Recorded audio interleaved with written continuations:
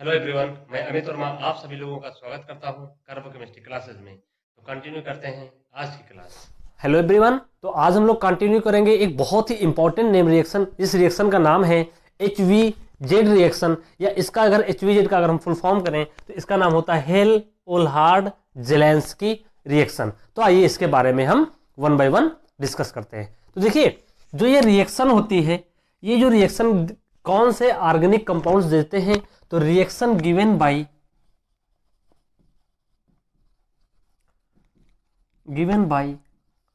Carboxylic acids.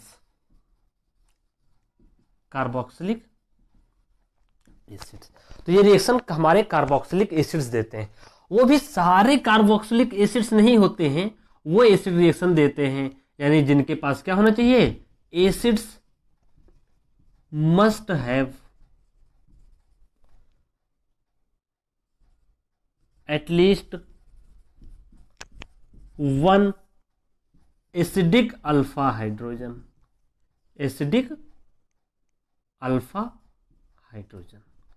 तो ये reaction कौन देते हैं, जिन कार्बोक्सिलिक एसिड्स देते हैं, और ऐसे कार्बोक्सिलिक एसिड जिनके पास क्या होना चाहिए, एक अल्फा हाइड्रोजन होना चाहिए। ठीक है, तो देखिए मान लीजिए हमने आपको एक एसिड दे दिया पहचानने के लिए, तो ये एक कार्बोक्सिलिक एसिड है।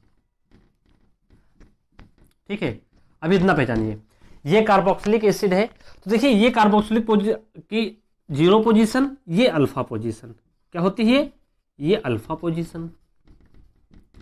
अगर इस अल्फा पोजीशन पे देखें तो ये अल्फा कार्बन है।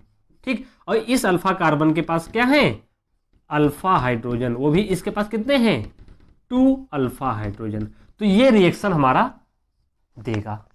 ठीक, और मान लीजिए अगर हमने कार्बोक्सिलिक एसिड ऐसा ले लिया, ये देखिए, ठीक, ये कार्बोक्सिलिक एसिड ले लिया, तो देखा गया कि यहां पे ये अल्फा कार्बन है, लेकिन इसके पास कोई भी अल्फा हाइड्रोजन नहीं है। तो यहां पे no alpha hydrogen, so does not give HVZ reaction. अभी सब पूरा बताएंगे HVZ रिएक्शन, अभी तो कंडीशन पहचानना है कि कौन सा हमारा कार्बोक्सिलिक एसिड रिएक्शन देगा। ठीक, अब देखिए हमने एसिटिक एसिड ले लिया, नाम क्या है इसका, एसिटिक एसिड या एथेनोइक एसिड। तो क्या है, देखिए इसके पास भी अल्फा हाइड्रोजन है, यानी ये रिएक्शन देगा। ठीक, अब मान लीजिए हमने फार्मिक एसिड ले लिया, क्या ले लिया, फार्मिक एसिड। इसका नाम क्या है, फार्मिक एसिड। ये क्वेश्चन आपके एग्जाम में पहचानने के लिए है, कौन सा एसिड आपका HVZ रिएक्शन देगा। तो देखिए फार्मिक एसिड क्या देगा, बात करें तो ये जीरो पोजीशन, यहां पे तो अल्फा कार्बन ही नहीं है। जब अल्फा कार्बन ही नहीं है तो अल्फा हाइड्रोजन की कोई बात नहीं है, तो ये भी रिएक्शन नहीं देगा। तो HVZ रिएक्शन वही एसिड देंगे जिनके पास क्या होना चाहिए, अल्फा हाइड्रोजन। तो आइए अगर बात करें, मान लीजिए हम इस एसिड की बात करें, मान लीजिए हमने कुछ ऐसा एसिड लिख लिया,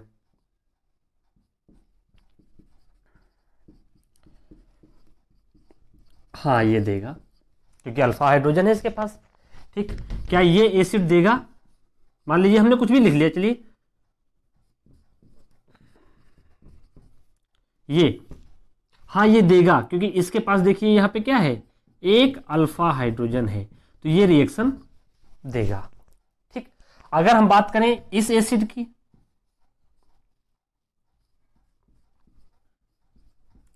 यहां पे अगर हमने मिथाइल ग्रुप लगा दिया तो यहां पे ये रिएक्शन नहीं देगा, यानी यहां पे कोई भी अल्फा हाइड्रोजन नहीं है। तो आपको वहां पे क्या करेगा एग्जामिनर, आपको IUPAC लिख के दे देगा या एसिड का नाम लिख के दे देगा। तो उसको आपको क्या करना होगा, स्ट्रक्चर ड्रा करना होगा। स्ट्रक्चर ड्रा करने के बाद आपको क्या करना है, आपको पहचानना है कि किसके पास अल्फा हाइड्रोजन होगा, वही हमारा पॉजिटिव HVZ रिएक्शन देगा। अभी हम इतना बता रहे हैं, हम जब भी आपको लास्ट लेक्चर में जाएंगे, खत्म हो जाएगा लेक्चर, तो हम आपको कुछ प्रॉब्लम्स करवाएंगे, वहां पे हम आपको 1-2 प्रॉब्लम्स करवा देंगे। ठीक है, तो देखिए अगर इस रिएक्शन का अगर हम डिटेल बताएं कि रिएक्शन होती क्या है और क्या होता है, तो देखिए अगर हम इस रिएक्शन का जनरल फॉर्म लिखें तो ये रिएक्शन होती है used for the alpha halogenation of carboxylic acids. Carboxylic acid. इस रिएक्शन से क्या होता है, जो हमारे कार्बोक्सिलिक एसिड होते हैं उसके अल्फा पोजीशन पे क्या हम कोई हाइड्रोजन ग्रुप इंट्रोड्यूस कर देते हैं। तो अगर हम एक रिएक्शन की बात करें तो ये अगर हम कोई एक जनरल रिएक्शन ले लें, ये इस कार्बोक्सिलिक एसिड ले लिया और इसको हम ट्रीट किससे करते हैं, इसको हम ट्रीट करते हैं PbR3 से और ब्रोमीन से। कभी कभी ये लिख के दे देता है या इसी के साथ वो लिख के दे देगा P+Br2, P+Br2। फिर वो सेकेंड स्टेप में क्या करेगा, आपको एक वाटर मॉलिक्यूल दे देगा। जब ये सारी कंडीशन आपके रिएक्शन में हो जाएंगी तो अब क्या होगा, यहाँ पे RCH Br लग जाएगा और ये एसिड हो जाएगा। साथ में इस रिएक्शन में H3PO3 बनता है और HBr। हमें इससे मतलब नहीं है, हमें मतलब किससे है कि ये क्या बन गया। तो देखिए ये 0 पोजीशन, ये अल्फा, तो अल्फा पोजीशन पे क्या लग गया, अल्फा हाइलो कार्बोक्सिलिक एसिड। तो ये इस रिएक्शन से हम क्या करते हैं, कोई भी एसिड ले उसकी अल्फा पोजीशन को क्या करते हैं, हाइलोजिनेट कर देते हैं। इसलिए ये रिएक्शन हमारे काम की है, बहुत इंपॉर्टेंट काम की। अभी देखेंगे इसका यूज हम ऑर्गेनिक सिंथेसिस में बार बार हम आपको प्रॉब्लम्स में करवाते रहेंगे। तो अभी क्या बेसिक है कि रिएक्शन एसिड्स देते हैं, वो एसिड्स देते हैं जिनके पास अल्फा हाइड्रोजन हो और साथ में आपके अल्फा हाइड्रोजन होना चाहिए और साथ में इसके प्रेजेंस में PbR3 फास्फोरस ट्राइब्रोमाइड या फास्फोरस और ब्रोमीन का मिक्सर लेते हैं और उसको जब वाटर से ट्रीट करते हैं तो हमारा अल्फा हेलो कार्बोक्सिलिक एसिड बनता है। ठीक है, तो इतना समझ गए, इसको आप लोग नोट कर लीजिए। अब देखो इसके अगर हम मैकेनिज्म की बात करें, अगर हम इसके पार्ट की मैकेनिज्म की बात करें तो देखिए इसमें मैकेनिज्म कितने स्टेप्स में होती है उसको हम 1 बाय करेंगे और आपके एग्जाम में सारे स्टेप से आपका इसका जो प्रोडक्ट बनता है, इंटरमीडिएट बनता है, वो एग्जाम में पूछे जा चुके हैं। तो क्या होता है, पहले स्टेप में मैं आपको बता दूं, अभी जनरल रिएक्शन लिख देता हूं, RCH2COH। ठीक, ये मैंने लिखा था। इसको जब हम पहले ट्रीट करते हैं किससे, PbR3 से। ठीक, जब इसको हम PbR3 से ट्रीट करते हैं तो जो फर्स्ट स्टेप में बनता है वो हमारा एक ऐसा इंटरमीडिएट बनता है जिसका नाम होता है एसाइल ब्रोमाइड। ये भी एग्जाम में पूछा जा चुका है कि कौन कौन से इंटरमीडिएट्स बनते हैं। तो यहाँ पे पहले एसाइल ब्रोमाइड बनता है।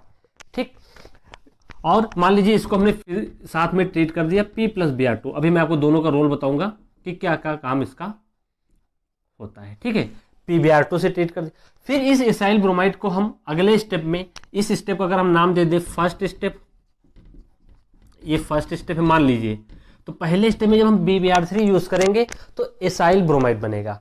और जब हम नेक्स्ट स्टेप में क्या करेंगे, जब हम ब्रोमीन का यूज करेंगे तब क्या बनेगा, तो देखिए RCHCOBr और यहां पे हमारा बन जाएगा ब्रोमाइड। तो ये बन जाता है अल्फा हाइलो एसाइल ब्रोमाइड। ठीक, ये हमारा सेकेंड स्टेप हो गया। ये क्या हो गया हमारा सेकेंड स्टेप। ठीक, जब हम इस सेकेंड स्टेप वाले को जब हम फर्दर वाटर से ट्रीट करते हैं, वाटर से ट्रीट करते हैं तब हमारा क्या बनता है, RCHBr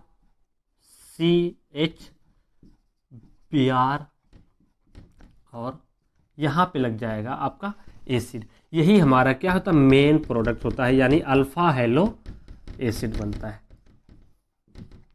अभी मैं आपको बताऊंगा कि इसके मैकेनिज्म में कौन कौन से बाई प्रोडक्ट्स बनते हैं, वो मैकेनिज्म के सीखेंगे। तो देखिए ये रिएक्शन कितने स्टेप में कंप्लीट होती है, 1, 2 और 3। थर्ड स्टेप में आपका जो रिएक्शन में है, अभी बहुत जब हम वैरायटी आपको पढ़ाएंगे तो इसका बहुत इंपॉर्टेंट यूज हो जाता है हमारे इस रिएक्शन में। तो देखिए अगर हम मैकेनिज्म की बात करें, फर्स्ट मैकेनिज्म की बात करें, फर्स्ट स्टेप मैकेनिज्म की बात करें, हम अलग अलग इसलिए पढ़ा रहे हैं आपको समझ में आ जाए। फर्स्ट स्टेप मैकेनिज्म की बात करें तो क्या होता है, देखिए PbR3 तो हमारा बन गया है। जब ये फास्फोरस का क्या यूज होता है, तो जो ये फास्फोरस होता है और ये ब्रोमीन से रिएक्ट करके क्या बनाता है, PbR3 ही बनाता है। क्या बनाता है, PbR3 ही बनाता है, इसलिए चाहे हम P प्लस Br2 लिख दें, चाहे हम PbR3 लिख दें, दोनों का मतलब क्या है। तो अगर इसको बैलेंस करना है तो इसको 2 ले लें, इसको 3 ले लें, तो इसके कितने मालिक्यूल हो जाएंगे। ये तो 2 का रेशियो है, अगर 1 के रेशियो में लिखना है तो इसको हम क्या 3/2 ब्रोमीन लिख सकते हैं। हाँ, तो ये हमारा 1 PbR3 बन जाएगा। ये हमारा इस रिएक्शन का यूज है। तो पहले स्टेप में इसका यूज इस तरह से होता है। तो कभी भी एग्जाम में लिख के आए तो घबराना नहीं कि PbR3 की जगह P प्लस Br2 लिख गया। अब देखो, अब अगर हम बात करें इसके मैकेनिज्म की, फर्स्ट स्टेप की मैकेनिज्म की, तो मैं इतना रब कर रहा हूं, ठीक है। फर्स्ट स्टेप मैकेनिज्म में क्या होगा, आइए बात करते हैं। तो यहां पे जो हमारा कार्बोक्सिलिक एसिड है, ये हमारे PbR3 से रिएक्ट करेगा। किससे रिएक्ट करेगा, पहले PbR3 से, ठीक, PbR3 से रिएक्ट करेगा। अब देखो PbR3 की फास्फोरस से इसके पास क्या होगा, एक वैकेंट ऑर्बिटल होगा, ठीक, d ऑर्बिटल। तो क्या होगा, इसके पास लोन पेयर ऑफ इलेक्ट्रॉन है, ये इसको देगा और ये यहां से निकल जाएगा। तो देखिए क्या होगा, तो ये RCH2 COPBr2, इसको हम प्लस लिख दें और साथ में यहां से देखिए क्या निकला, माइनस ब्रोमाइड माइनस, यहां से ये ब्रोमीन निकलेगा और यहां से क्या होगा, इट बिकम्स OH, ठीक, ये OH है। अगले स्टेप में क्या होगा, जो ये ब्रोमीन है, ये जो ब्रोमीन है यहाँ पे एज ए न्यूक्लियोफाइल काम करेगा, या एज ए न्यूक्लियोफाइल जैसे ही वर्क करेगा, ये ब्रोमाइड, यही ब्रोमाइड इसी के ऊपर क्या करेगा, इंटरनली रिएक्शन में अटैक करता है और आपको RCH2 COPBr2 और साथ में यहाँ पे आपका एक ब्रोमीन लग जाएगा और इसके पास एक OH हो जाएगा, ठीक। मैं आपको बता दूं, मैकेनिज्म आपके जब बुक्स बहुत देखेंगे, बहुत सारे बुक्स आप कैरी करेंगे तो देखेंगे मैकेनिज्म अलग अलग तरीके से होती है। मैकेनिज्म वो भी गलत नहीं है, ये भी सही नहीं, तो आप दोनों फॉलो करेंगे। मैं आपको इसका बताता हूँ, जब आप बुक्स पढ़ेंगे तो ये डायरेक्ट बना दिया जाता है, ये डायरेक्ट बना दिया जाता है, वहाँ पे इसकी मैकेनिज्म नहीं दी है, लेकिन हमें आना चाहिए कि ये कैसे बनता है। तो देखिए अब क्या होगा, आप अगले स्टेप में देखिए, ये OH है, ये आपका OH है, ये क्या है, एसिडिक प्रोटॉन है। तो ये एसिडिक प्रोटॉन यहाँ से इसके ऊपर क्या हो जाएगा, ट्रांसफर हो जाएगा। जब ये ब्रोमाइड H प्लस क्या हो जाएगा, ट्रांसफर हो जाएगा, तो कुछ ऐसा बनेगा, RCH2 OPBr2 और इसके पास जब ट्रांसफर होगा तो ये OH प्लस हो जाएगा, ये माइनस और ये ब्रोमाइड, ठीक। फिर क्या होगा, जैसे ही ये एक ही स्टेप में हो सकता था, लेकिन मैं आपको 2 बता दें, समझ में आ जाएगा। यहाँ से ये निकल जाएगा तो क्या बनेगा, देखिए यहाँ से RCH2 CO और ब्रोमाइड, यही देखिए हमारा एसाइल ब्रोमाइड बन गया। क्या बन गया, ये हमारा एसाइल ब्रोमाइड बन गया।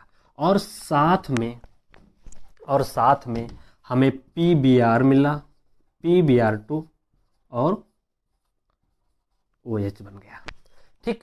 अब देखो ये हमारा पहले स्टेप का कि हमने एसाइल ब्रोमाइड बन गया। कभी कभी एग्जाम में अब देखो कैसे आता है, मैं आपको बता दूं, इतना समझ गए।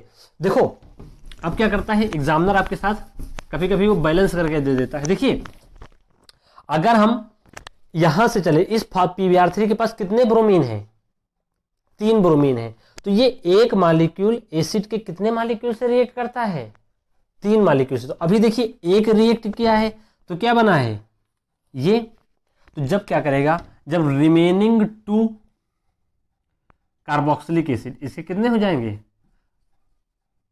रिमेनिंग 2 कार्बोक्सिलिक एसिड, ठीक है, इससे रिएक्ट करेंगे। किससे, एक PbR3 से रिएक्ट किया, अब ये इसी से रिएक्ट, ये इससे रिएक्ट करेगा, अब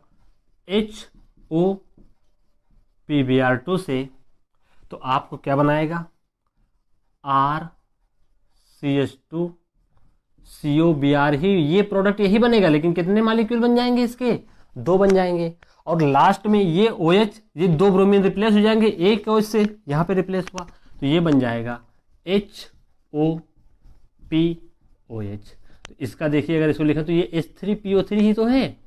तो आपको जो मैंने पहले लिखवाया था तो कितना H3PO3 लिखवाया था, ये यहीं से बनता है। अब देखो एक PbR3 reacts with 3 molecule of carboxylic acid. तो इसके 3 मॉलिक्यूल रिएक्ट हो जाएंगे, तो इसके भी कितने मॉलिक्यूल बन जाएंगे? 3 बन जाएंगे।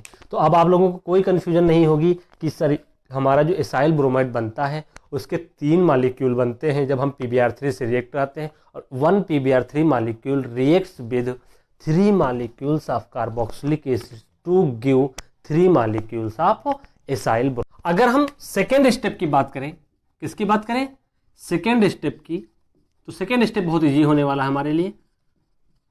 देखिए सेकेंड स्टेप में जो हमारा एसाइल ब्रोमाइड बना है, एसाइल ब्रोमाइड, ठीक, इस एसाइल ब्रोमाइड को क्या करते हैं? देखिए रिएक्शन में बहुत सारा एसिड पड़ा है, H3PO3 पड़ा है, साथ में रिएक्शन में HBr भी बनता है, तो ये बहुत सारा एसिड पड़ा होगा, तो ये H+ आएगा, इस एसाइल ब्रोमाइड को क्या करेगा? प्रोटोनेट करेगा। कैसे प्रोटोनेट करेगा? ये आपका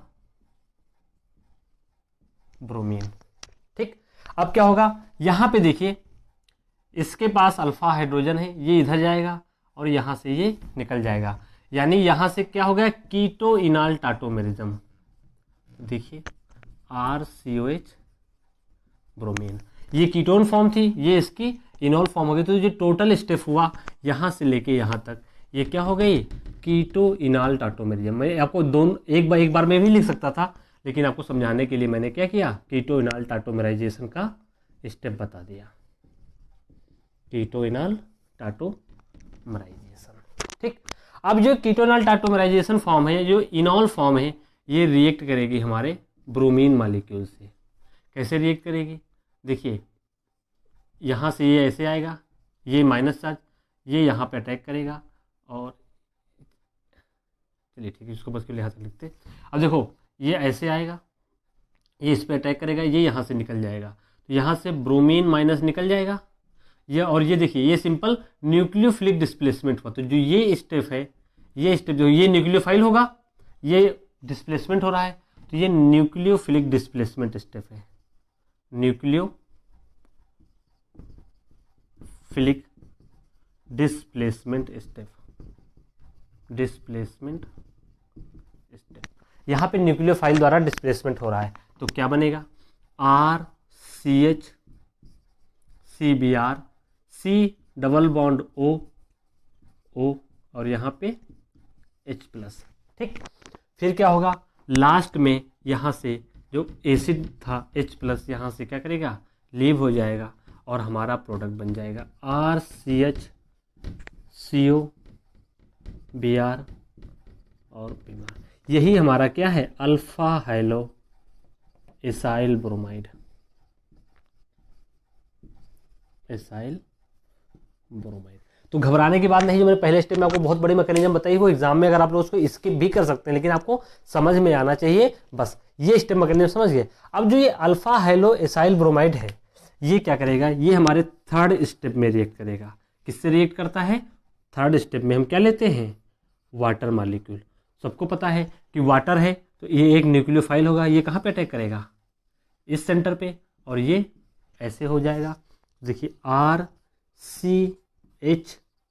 Br CO Br, यहाँ पे वाटर अटैक किया तो ये बॉन्ड ब्रेक करेगा, ये माइनस हो जाएगा, और यहाँ पे OH2+,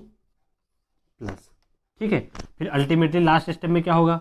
ये यहाँ से आएगा, ये ब्रोमीन यहाँ से निकल जाएगा, ठीक। ये ब्रोमीन निकलेगा और यहाँ से H+ निकलेगा, तो -H+ निकलेगा, माइनस ब्रोमीन निकलेगा, ये दोनों मिला के मैंने आपको बताया था क्या बनता है? HBr बना लेंगे, और ये HBr बना लेंगे तो क्या बनेगा? RCH Br COH। यही देखिए हमारा क्या प्रोडक्ट है? Alpha hello acid. यही अल्फा हेलो एसिड है, यानी यही हमारा क्या है? एक डिजायर्ड प्रोडक्ट है।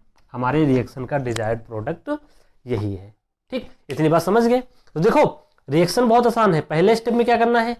PbR3 से रिएक्ट करवाइए, बाद फिर OH की जगह ब्रोमीन लगा दीजिए। सेकेंड स्टेप में क्या करिए? अल्फा पोजीशन पे एक ब्रोमीन लगा दीजिए, H रिप्लेस कर। थर्ड स्टेप में उस OH को रिप्लेस कर दीजिए, ठीक है। तो आइए बात करते हैं।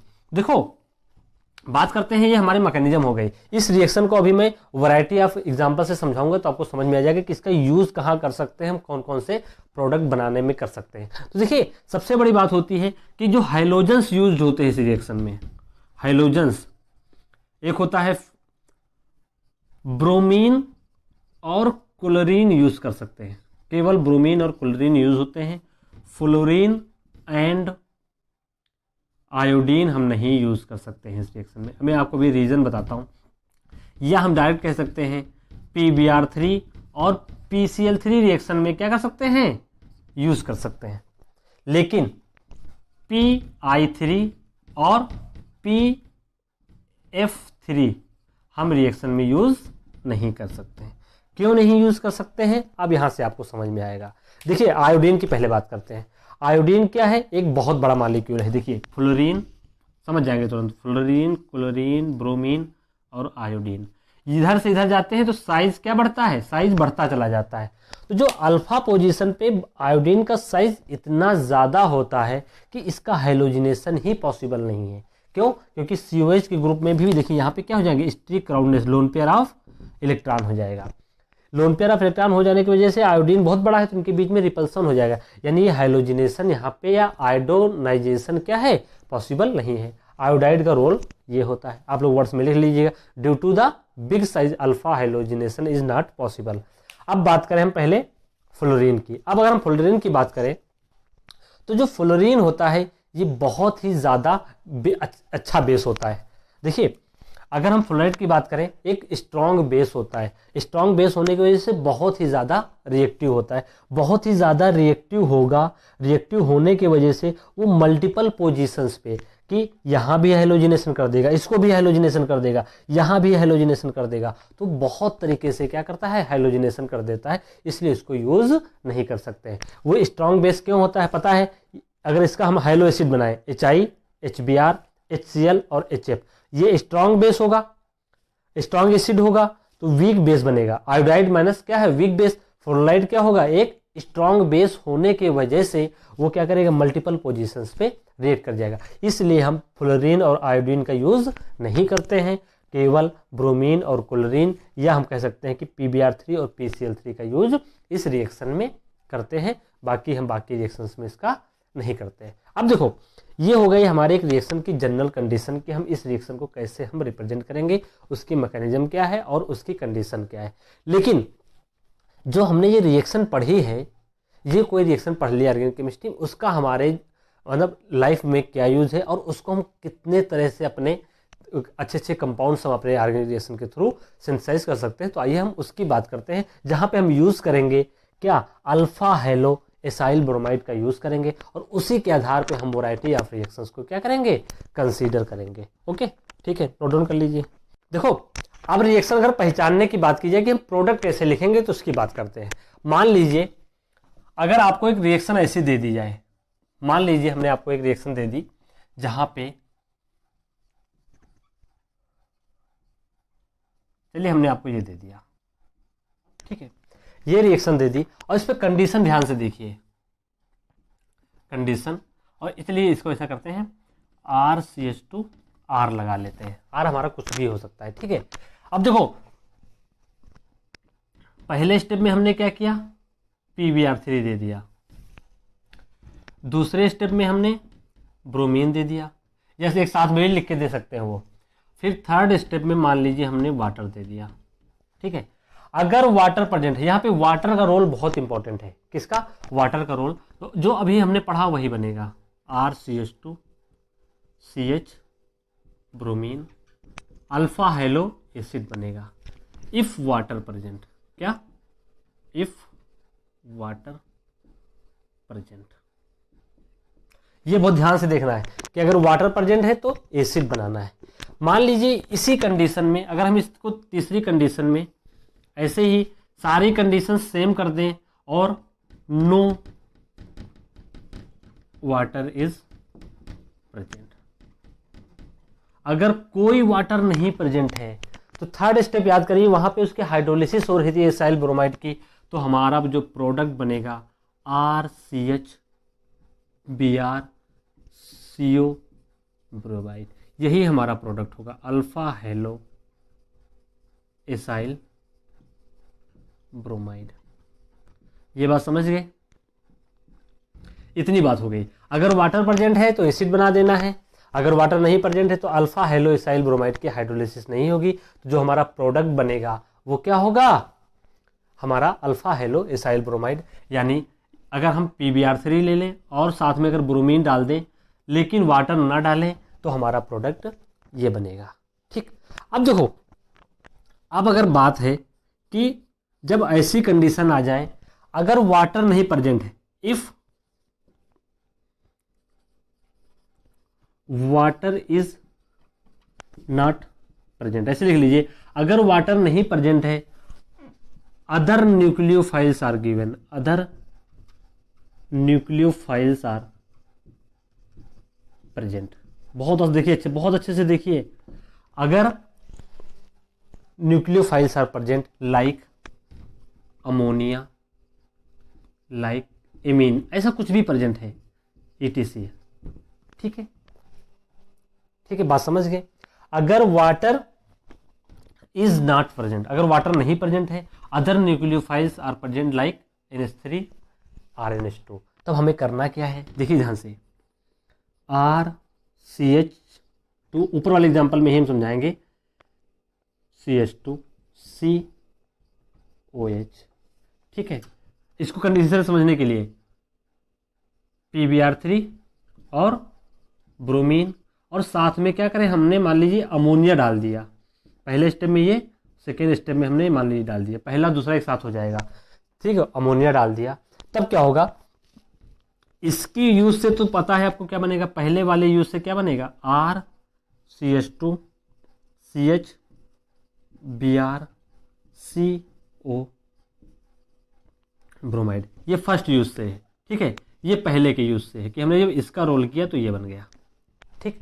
अगर अमोनिया प्रेजेंट है तो अमोनिया का रोल क्या होगा, देखिए अमोनिया का रोल कुछ नहीं होगा, बहुत आसान है, वाटर भी तो न्यूक्लियोफाइल था, यहाँ पे अमोनिया न्यूक्लियोफाइल है, तो ये अमोनिया न्यूक्लियोफाइल आएगा, इसको हाइड्रोलाइज करेगा, इस तरह से बनेगा, तो RCH2 CH Br CO minus और ब्रोमीन, और यहाँ पे NH3 प्लस, फिर अल्टीमेटली लास्ट में क्या होगा, यहाँ से ब्रोमीन निकल जाएगा और यहाँ से एक H निकल जाएगा, तो minus bromine minus H plus, जो आपका प्रोडक्ट बनेगा वो RCH2 CH Br CO NH2। देखिए यहाँ पे अल्फा हाइलोजिनेटेड एमाइड बन गया, तो देखिए कितना अच्छी बात हुई कि आप एसिड से चले थे, एसिड से चले थे, आपने एमाइड बना लिया, वो भी एमाइड कैसा बना लिया, अल्फा हाइलोजिनेटेड एमाइड बना लिया, ठीक है, अल्फा हाइलोजिनेटेड एमाइड बना लिया। तो इस तरह से आप रिएक्शन को क्या कर सकते हैं, यूज कर सकते हैं। बहुत अच्छे से कंडीशन देखना है, अगर वाटर दिए हैं तो OH हो जाएगा हाइलोजन के साथ अल्फा पोजीशन पे, अगर वाटर नहीं दिया है तो अल्फा हाइलो एसाइल ब्रोमाइड दिया है, अगर वाटर नहीं दिया है उसके अलावा कोई दूसरा न्यूक्लियोफाइल दिया है जैसे कि अमोनिया और एमीन, तो क्या बनेगा, न्यूक्लियोफाइलिक पार्ट यहाँ पे आ जाएगा, OH की जगह आ जाएगा, ठीक है। ये हमारी 1 2 3 कंडीशन हो गई। अगर हम चौथी कंडीशन की बात करें, किसकी बात करें, चौथी कंडीशन की, ठीक है। देखो अगर हम चौथी कंडीशन की बात करें, चौथी कंडीशन में क्या होगा, आपको एग्जामिनर क्या करके देगा, वो साथ में आपको बहुत ध्यान से देखिए, बहुत ध्यान से देखिए, PbR3 है, ब्रोमीन भी दे दिएगा और साथ में आपको क्या करेगा, वाटर भी दे देगा, और इस वाटर के साथ साथ आपको क्या दे देगा, बहुत ध्यान से देखिए, यहाँ पे अलग कोई न्यूक्लियोफाइल दे देगा। चौथा न्यूक्लियोफाइल मान लीजिए हमने आपको RNH2 दे दिया, RNH,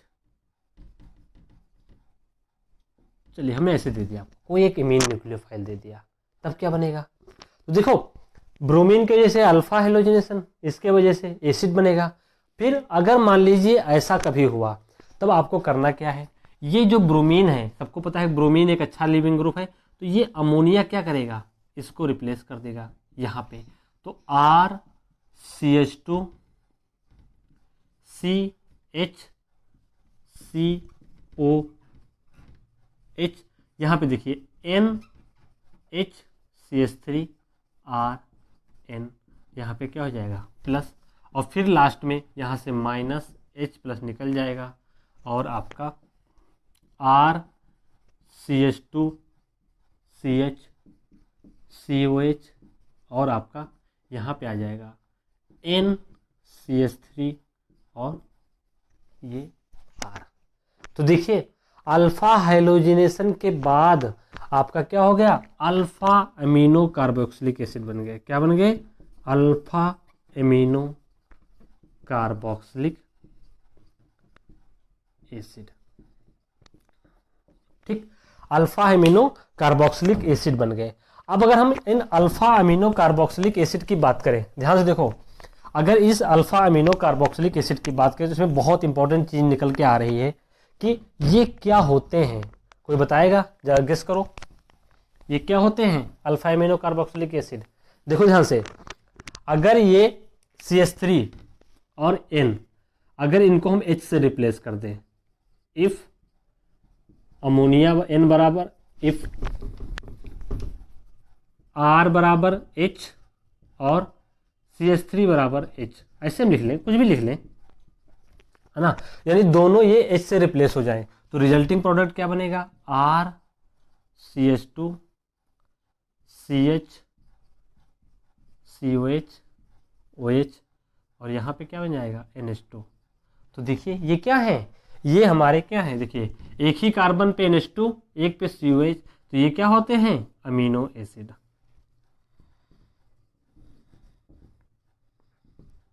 अमीनो एसिड। तो ये रिएक्शन क्या होती है, this reaction is used for the synthesis of amino acid. आप आर ग्रुप कोई भी एसिड ले लीजिए, अमीन लगा दीजिए, तो आप उसके आधार पे आप अमीनो एसिड बना सकते हैं, जो हमारे बहुत तरह के अमीनो एसिड होते हैं। तो यहाँ पे लिख लीजिएगा, this reaction is used, this reaction is used for the synthesis of amino acids. तो आप क्वेश्चन कोई भी अपने एग्जाम के आधार पे क्या करेंगे, कर लेंगे। ठीक, कर लेंगे कि नहीं कर लेंगे, कि हमारा इस तरह से किस तरह का आपका हो जाएगा। तो आइए क्या करते हैं, अभी जो हमने चारों कंडीशन पढ़ी हैं, एक हम बहुत ही अच्छा एग्जाम्पल लेंगे, उसको उस एग्जाम्पल पे क्या करेंगे, अप्लाई करेंगे। तो आइए कुछ प्रैक्टिस प्रॉब्लम्स उसकी हो जाती हैं। ठीक, नोट कर लीजिए सब लोग, जो हम एग्जाम्पल ले रहे हैं उसमें चारों कंडीशन लगाएंगे, एक एग्जाम्पल कर लेंगे, सारी प्रैक्टिस हमारी हो जाएगी। तो आइए एग्जाम्पल करते हैं। तो चलिए मान लीजिए हमने आपको ये एग्जाम्पल दे दिया, चलिए इसे बेंजीन ही रख लेते हैं, कोई दिक्कत नहीं। ठीक, ये हमने ले लिया। ठीक, अब इसके ऊपर हम अपनी चारों कंडीशन अप्लाई करेंगे।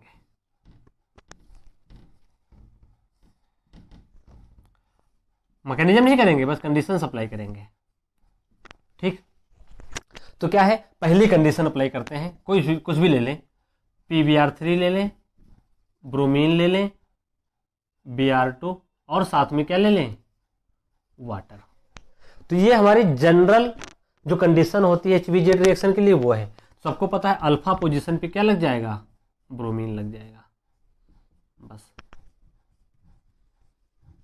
यहाँ पे क्या लग जाएगा, bromine, alpha hello benzoic acid, मतलब वो फिनाइलिस्टिक एसिड। अब देखो, अगर हम क्या करें, अब यहाँ पे हम PbR3 ले लें और साथ में Br2 ले लें और यहाँ पे लिख लें नो वाटर। अगर कोई वाटर नहीं दिया है लिख लीजिए, तो क्या है, तो क्या बनेगा, R फिनाइल, यहाँ पे ब्रोमीन आ जाएगा, यहाँ पे CO और आपका ये ब्रोमीन, तो ये अल्फा हेलो एसाइल ब्रोमाइड बन जाएगा।